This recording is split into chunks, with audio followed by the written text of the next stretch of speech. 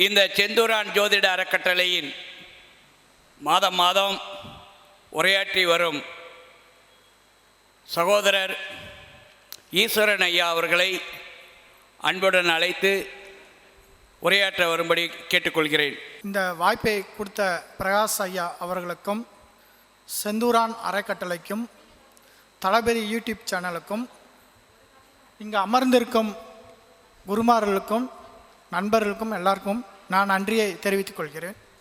எப்பயுமே நான் மீட்டிங் வரும்போது கொஞ்சம் ப்ரிப்பரேஷன் பண்ணிட்டு வருவேன், ஆனால் இந்த தடவை கொஞ்சம் பண்ணலை. இருந்தாலும் என்னுடைய ரிசர்ச்சில் நேற்று ஒரு காலேஜில் போயிட்டு, ஒரு எக்ஸல் காலேஜில் போயிட்டு ஒரு 50 ஸ்டூடெண்ட்டை நான் ரிசர்ச் பண்ணேன்.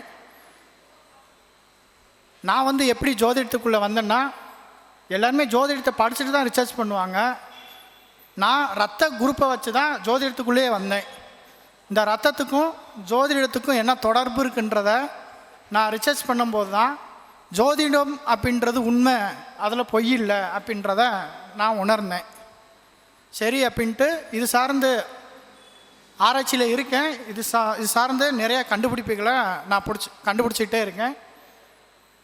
இப்போ நம்ம ரத்தத்தை வச்சு எப்படி நம்மளுடைய ஜோதிடத்தெல்லாம் கனெக்ட் பண்ணுறதுன்னு நான் நிறைய வீடியோவில் பேசியிருக்கேன். நம்ம பிளட் குரூப்புக்கும் நம்மளுடைய ஜோதிடத்துக்கும் என்ன தொடர்பு இருக்குன்றதெல்லாம் நான் பேசியிருக்கேன். சரி, இப்போ நம்ம காலபுருஷ தத்துவ பிரகாரம் நம்ம மேஷ லக்னம் நம்ம சொல்கிறோம்.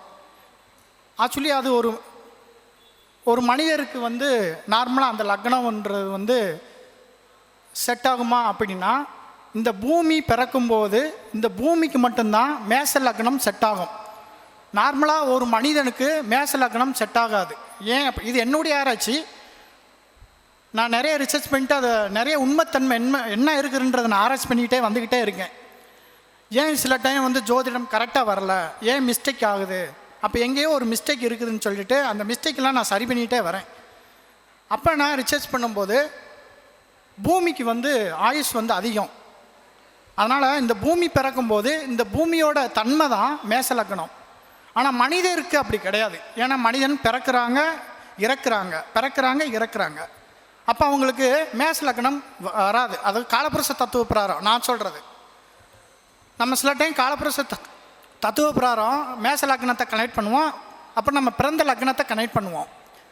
ஆனால் என்னுடைய ஆராய்ச்சியில் எப்படி அப்படின்னா, மேஷ லக்னம் அப்படின்றது இந்த பூமிக்கு மட்டும்தான் செட் ஆகும். இந்த பூமி பிறக்கும்போது இதோட அம்சம் என்ன அப்படின்ற கான்செப்டுக்கு மட்டும்தான் செட் ஆகும். ஆனால் இந்த பூமியில் பிறக்கிற உயிரினங்கள் நம்ம பிறக்கிறோம் சாகிறோன்ற மாதிரி மறுபிறப்பு எடுத்துக்கிட்டே இருக்கோம். அப்போ அந்த லக்ன புள்ளி எங்கே விழுகுதுன்னு நான் ரிசர்ச் பண்ணும்போது துலாம் ராசியில் விழுகுது. ஆக்சுவலி துலாம்ன்றது தான் சமுதாயம், நண்பர்கள், கூட்டு தொழில் எல்லாமே சமுதாயன்ற கான்செப்டில் தான் விழுகுது. அப்போ நம்ம ஒரு மனிதன் எங்கே பிறக்கிறான்? சமுதாயத்துக்குள்ளே தான் பிறக்கிறான். அப்போ சமுதாயத்துக்குள்ளே ஒரு மனிதன் பிறக்கும்போது, ஒரு குழந்தை பிறக்கும்போது காலபுருஷ தத்துவ பிரகாரம் ஒரு மனிதனுக்கு லக்ன புள்ளி துலாம் ராசி, துலாம் லக்னம் தான் லக்ன புள்ளியாக வருது. நான் வேணால் உங்களுக்கு ஒரு எடுத்துக்காட்டுக்கு சில ஜாதகங்களை கூட நான் எடுத்துகிட்டு வந்திருக்கேன். நீங்கள் வேணால் அதை நீங்கள் ரிசர்ச் பண்ணி பார்க்கலாம். இப்போ ஒரு மனிதன் பிறக்கிறார். இப்போ நான் எடுத்துக்காட்டு என்னுடைய ஜாதகத்தை நான் சொல்கிறேன். நான் மீன ராசி, மீன லக்னம் என்னுடைய ஜாதக பிரகாரம். இப்போ எனக்கு காலபுருஷ தத்துவ பிரகாரம் நான் இந்த பூமியை எடுக்க மாட்டேன். ஏன்னா பூமியோட ஆயுள் காலம் வேறு, அதோட அமைப்பு வேறு. அது யாருக்கு செட் ஆகும்னா, ஒரு ஆன்மீகவாதிக்கு மட்டும்தான் செட் ஆகும். ஒரு சித்தராகிறதுக்கோ இது ஆன்மீகத்தை நோக்கி போகிறதுக்கோ அவங்களுக்கு மட்டும்தான் இந்த காலபுருஷ தத்துவம் செட் ஆகும். ஆனால் நார்மலாக ஒரு மனிதன் வாழ்கிறதுக்கு காலபுருஷ தத்துவம் செட் ஆகாது. அப்போ நான் ரிசர்ச் பண்ணும்போது எப்படி இதாகுது அப்படின்னா, துலாம் ராசி ஏன் எடுக்கிறேன் அப்படின்னா, அங்கே தான் மண்ணும் நீரும் சுழற்சி ஆகிற இடம். மண்ணும் நீரும், அதாவது மண்ணுன்றது உணர்வு, நீருன்றது எண்ணம். உணர்வும் எண்ணமும் தனித்தனியாக பிரிகிற இடம் எது அப்படின்னா 7ஆம் இடம்தான் சமுதாயம். 7ன்றது திருமணம், சமுதாயம், நண்பர்கள், கூட்டு தொழில் எல்லாத்தையும் குறிக்கிற இடம் 7ஆம் இடம். அங்கே தான் எல்லாமே பிரியுது. அப்போ இதை எதை வச்சு நான் எடுக்கிறேன் அப்படின்னா, ரத்த வகையை வச்சு தான் எடுக்கிறேன். இது ப்ரூவ் பண்ண முடியும். அப்போ 7ஆம் இடம்ன்றது என்னது? காற்று தத்துவம். அப்போ காற்று நம்ம என்ன சொல்கிறோம்? யூனிவர்சல் டோனர் அப்படின்னு சொல்கிறோம். அப்போ ஓ குரூப் யார்? யூனிவர்சல் டோனர்னு ஏன் ஓ குரூப்பை சொல்கிறோம்? அப்போ காற்றுக்கும் ரத்தத்துக்கும் ஏதோ ஒரு தொடர்பு இருக்குது. அப்போ அந்த காற்றுன்ற தத்துவத்தில் தான் உணர்வும் எண்ணமும் பிரியுது. அப்போ 7ஆம் இடத்துல தான் ஒரு மனிதன் இந்த சமுதாயத்தில் தான் பிறக்கிறான். அப்போ லக்ன பிள்ளை எங்கே விழுகுது அப்படின்னா ஒரு மனிதனுக்கு சுக்கிரன் விட எடுக்கணும். சரி, இப்போ நான் மீன ராசி மீன லக்னம், எனக்கு துலாம் ராசி 8க்குரியவராக வருவார். துலாம் ராசி எனக்கு 8க்குரியவராக வருவார். அவர் தான் எனக்கு லக்னத்திலையும் உச்சம். ஆனால் எனக்கு காலபுருஷ தத்துவ பிரகாரம் நான் எப்படி எடுப்பேன்னா துலாம் ராசியை எடுப்பேன். சரிங்களா? இப்போ என்னுடைய ஜாதகத்தில் சுக்கிரன் வந்து நீசம், குரு நீசம், சூரியன் நீசம், இது எல்லாமே நீசமாக இருக்குது. ஆனால் நான் எப்படி ஒரு ஜோதிடத்திற்குள்ளே வந்தேன் அப்படின்னு நான் ஆராய்ச்சி பண்ணும்போது, நீசம் அடைஞ்ச ஒரு கிரகம்தான் தேட வைக்கும். எப்பயுமே எது இல்லையோ அதை தான் ஒரு மனிதனை வந்து தேட வைக்கக்கூடிய கான்செப்டாக இருக்குது. அப்போ என்னுடைய லக்னத்தையும் துலாம் லக்னத்தையும் கனெக்ட் பண்ணும்போது எல்லாமே கரெக்டாக என் வாழ்க்கையில் நடந்ததை கரெக்டாக உணர்ந்தேன். நான் கோர்ட்டு கேஸு, வம்பு வழக்கு, விவாகரத்து, இது எல்லாமே போயிட்டு வந்துட்டேன். சரிங்களா? அப்போ நான் எதுக்கு பிறந்தேன், ஏன் பிறந்தேன்னு என்னுடைய ஜாதகத்தை நான் பிரட்டும்போது எனக்கு ஜாதகம் கனெக்ட் ஆகலை. அப்போ நான் ரத்தத்தை வச்சு, ஏன்னா அந்த ஃபீல்டில் இருக்கேன், நான் ரத்த வங்கியில் வந்து 15 வருஷம் வேலை பார்த்துட்ருக்கேன். இந்த பிளட் குரூப்புக்கும் இந்த ஜோதிடத்துக்கும் என்ன தொடர்புக்குன்னு நான் ரிசர்ச் பண்ணும்போது தான் எனக்கு ஜாதகத்துக்குள்ளேயே நான் வந்தேன். அப்போ இதில் ஏதோ ஒரு தன்மை இருக்குது, இதை நம்ம ஆராய்ச்சி பண்ணணுன்ற கான்செப்டெல்லாம் வரும்போது தான் இது எல்லாமே எனக்கு கனெக்ட் ஆச்சு. இப்போ எடுத்துக்காட்டுக்கு பாருங்கள், இன்றைக்கி இப்போ இந்த கிரகம் சனி பகவானும் சுக்கிரன் எங்கே இருக்கிறாங்க? மீனத்தில் இருக்கிறாங்க. அப்போ மீனத்துக்கு 8க்குரியவர் யார்? சுக்கிரன். காலபுருஷ தத்துவ பிரகாரம் நான் பூமி எடுக்க மாட்டேன், ஒரு மனிதனுக்கு எடுக்கிறேன் நான்.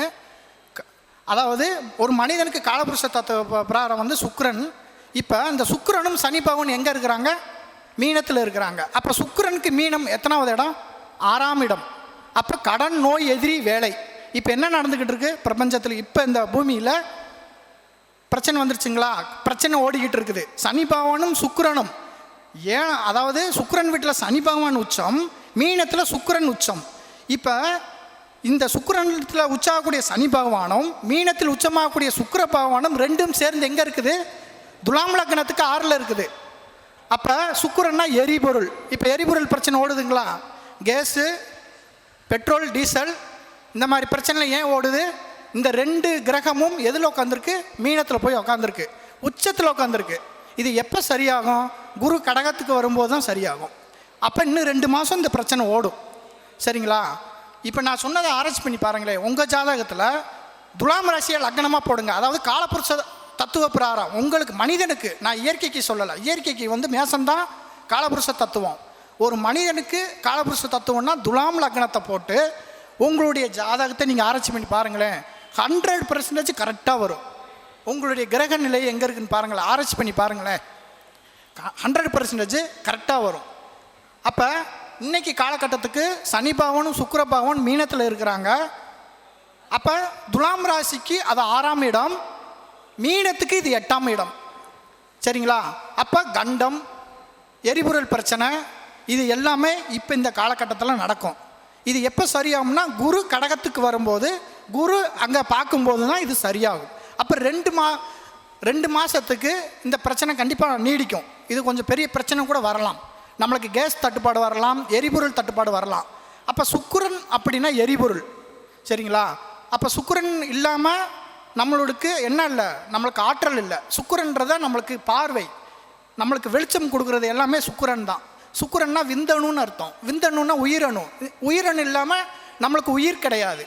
சரிங்களா? அப்போ சுக்கிரன்றது எரிபொருள். அது போய் எங்கே உட்காந்துருக்கு? மீனத்துக்கான 8ல் போய் உட்காந்துருச்சு. துலாம் ராசிக்கு அது 8ஆம் இடம். அப்படின்ற போது இந்த தட்டுப்பாடு, இந்த பிரச்சனைகள், இது எல்லாமே இப்போ நடக்கிற காலகட்டம். சரிங்களா? அப்போ இதெல்லாம் வந்து எதை வச்சு நான் எடுக்கிறேன் அப்படின்னா, நம்ம சொல்கிற இந்த டிஎன்ஏ, ரத்தம், இதை வச்சு தான் நான் இதெல்லாம் கண்டுபிடிக்கிறேன். இது ஒவ்வொன்றா நேற்று கூட ஒரு 20 ஸ்டூடெண்ட்டை நான் ஆராய்ச்சி பண்ணி பார்த்தேன். இந்த துலாம் லக்னத்தை வச்சு எல்லாருடைய வாழ்வாதாரம் எப்படி கனெக்ட் ஆகுதா இல்லைன்னு என்கிட்ட வந்த ஜாதகத்தையும் நான் ரிசர்ச் பண்ணிட்டேன். 100% கரெக்டாக இருக்குது. அப்போ இத்தனை நாள் நம்ம எங்கேயோ நம்ம மிஸ்டேக் பண்ணிக்கிட்டு இருக்கோம். அப்போ நம்ம காலபுருஷ தத்துவம்னு நம்ம மேசத்தை ஏன் எடுக்கிறோம் அப்படின்னா, அது வந்து நார்மலாக ஒரு மனிதன் இயங்குறாங்க பார்த்தீங்களா, அதுக்கு அந்த காலப்புருஷ தத்துவம் செட் ஆகாது. அது யாருக்கு செட் ஆகும் அப்படின்னா ஆன்மீகவாதிக்கும் சித்தர்களுக்கு மட்டும்தான் அது செட் ஆகும். அந்த காலப்புருஷ தத்துவத்தை நம்ம ஏன் எடுக்கணும்னா, இறைவனை அடையக்கூடிய தன்மை யாருக்கு இருக்குதோ அவங்க மட்டும்தான் அந்த மேச லக்னத்தை காலப்புருஷ தத்துவமாக எடுக்கணும். ஏன்னா அங்கே சூரியன் உச்சம் அடையுது. சூரியன் உச்சம் அடைஞ்சால் ஒரு மனிதனால் இயங்க முடியாது. ஏன்னா இறைவனை போய் அடைஞ்சிட்டான்னு அர்த்தம். சூரியன்றது ஒளி, அப்போ இறைவனை போய் அடையிறாங்கன்னு அர்த்தம். அப்போ நம்ம அதை எடுக்கக்கூடாது. சூரியன் எங்கே போய் மறையுதோ அதுதான் ஒரு மனிதன் இயங்கக்கூடிய இடம். சரிங்களா? சூரியன் உச்சமாச்சுன்னா ஒரு மனிதன் இயங்க மாட்டான். சூரியன் எங்கே நீசம் அடையுதோ அங்கே தான் இயங்குவான். சரிங்களா? அப்போ நம்ம 7ஆம் இடத்துல தான் சூரியன் நீசம் அடையும். சரிங்களா? அப்போ அதை எடுக்கணும். நம்ம அதை எடுத்தால் தான் ஒரு மனிதன் இயங்கக்கூடிய தன்மை எங்கே இருக்குது, லக்னப்புள்ளி எங்கே விழுகுது அப்படின்னா சூரியன் எங்கே நீசம் அடையுது, சுக்கிரன் வீட்டில் நீசம் அடையுது. அப்போ அதுதான் ஒரு மனிதன் வாழக்கூடிய தன்மை. சமுதாயம் 7ன்றது சமுதாயம். அப்போ ஒரு குழந்தை பிறந்துச்சுன்னா சமுதாயத்தில் தான் பிறக்குது. அது எப்படி வாழப்போகுதுன்றத நம்ம சுக்கிரனை காலபுருஷத்தை படி லக்னமாக போடுங்க. அதுக்கப்புறம் நீங்கள் பிறந்த லக்னத்தை கனெக்ட் பண்ணுங்கள். கனெக்ட் பண்ணும்போது 100க்கு 100 ஜாதகம் வந்து கரெக்டாக வரும். என்கிட்ட எவிடன்ஸ் இருக்குது. நான் வேணால் நிறைய ஃபைல் பண்ணி வச்சுருக்கேன். உங்களுக்கு வேணும்னா நான் நிறையா கொடுக்குறேன். சரிங்களா? அப்போ ஜோதிடத்தில் நிறைய மாற்றங்கள் தேவை. நம்ம வந்து கண்டுபிடிச்சிருக்கிறாங்க, அது உண்மைன்னு நினச்சி நம்ம சில டைம் நம்ம யோசனை பண்ணாமல் சொல்லக்கூடிய தன்மை இருக்குது. அதை நம்ம மறுபடியும் ஆராய்ந்து பார்க்கணும். எந்த இடத்துல நம்ம மிஸ்டேக் வரும், ஏன் ஜோதிடன்றது சில டைம் உண்மையாக இருக்குது, சில டைம் பொய்ன்றது ஏன் சொல்கிறாங்க, 100க்கு 100 எல்லாருமே ஏன் கரெக்டாக சொல்ல முடியல அப்படின்றத நான் எங்கே தவறு நடக்குதோ அதை தான் ஆராய்ச்சி பண்ணுறேன். அப்படி பண்ணும்போது நிறைய ஸ்டூடெண்ட்டு, நிறைய காலேஜு, நிறைய இந்த நண்பர்கள் இவங்ககிட்டலாம் ஜாதகத்தை வாங்கி நான் நிறைய ரிசர்ச் பண்ணி ஃபைல் பண்ணி வச்சுருக்கேன். ஆனால் இதெல்லாம் ரத்தத்து ரீதியாக என்னால் எவிடென்ஸாக ப்ரூவ் பண்ண முடியும். இதுக்கெல்லாம் என்கிட்ட எவிடென்ஸ் இருக்குது. சரிங்களா? அப்போ ரத்த வகையை வச்சு தான் நான் ஜோதிடத்துக்குள்ளே வந்தேன். அப்போ அதை வச்சு தான் இப்போ எல்லாத்தையும் நிரூபிக்கணுன்றக்காண்டி தான் அந்த கான்செப்டில் நான் பயணிச்சுக்கிட்டு இருக்கேன். சரிங்களா? இப்போது இதெல்லாம் வந்து நீங்கள் கொஞ்சம் பாருங்கள். சுக்கிரனோட அதுதான் ஒரு மனிதனுக்கு லக்னமாக போட்டு பார்த்தீங்கன்னா உங்களுடைய ஜாதகம் கரெக்டாக வரும். சரி, அதாவது அது ஏன் நம்ம வந்து அதை துலாம் ராசியை வந்து லக்னமாக போடுறேன் அப்படின்னா, அது வந்து காற்று வீடு. துலாமுக்கு 10வது இடம் யார்? கடகம். கடகம் சந்திரனோட வீடு. அப்போ ஓன்றது வந்து ஓன்றது யூனிவர்சல் டோனர். கடகம் சந்திரனோட வீடு ரெஸ்பியன் டோனர். சரிங்களா? நீர் மண் வந்து கொடுக்கும், நீர் வாங்கிக்கும். சரிங்களா? அப்போ ஓவை யூனிவர்சல் டோனர்னு சொல்கிறோம், ஏபிஏ ரெஸ்பியன் டோனர்னு சொல்கிறோம். ரெஸ்பியன்ட் என்ன பண்ணும்? மண்ணோட தன்மையை நீர் வாங்கிக்குது. நீருக்கு பதிவு இருக்குது. சரிங்களா? ஆனால் மண்ணுக்கு நீருன்றது பதிவு இருக்குது. அப்போ அதுக்கு உடல் கிடையாது. மண்ணுக்கு உடல் இருக்குது, பதிவு இல்லை. அப்போ இங்கே தான் ஏதோ ஒரு மாற்றம் இருக்குதுன்றதை நான் ஆராய்ச்சி பண்ணேன். சரிங்களா? அப்போ துலாமுக்கு 10ஆம் இடம் கர்மஸ்தானம், ஜீவனஸ்தானம் யார் அப்படின்னா சந்திரன், கடகராசியாக வருது. சரிங்களா? அப்போ திரும்ப துலாமுக்கு 10 யார் அப்படின்னு பார்த்தா மேசம் வருது. சரிங்களா? அப்போ சந்திரன் அப்படின்றது என்னது? கடகன்றது மனசு, இயக்கம். சரிங்களா? அப்போ இந்த இடத்துல எங்கே மிஸ்டேக் வருது?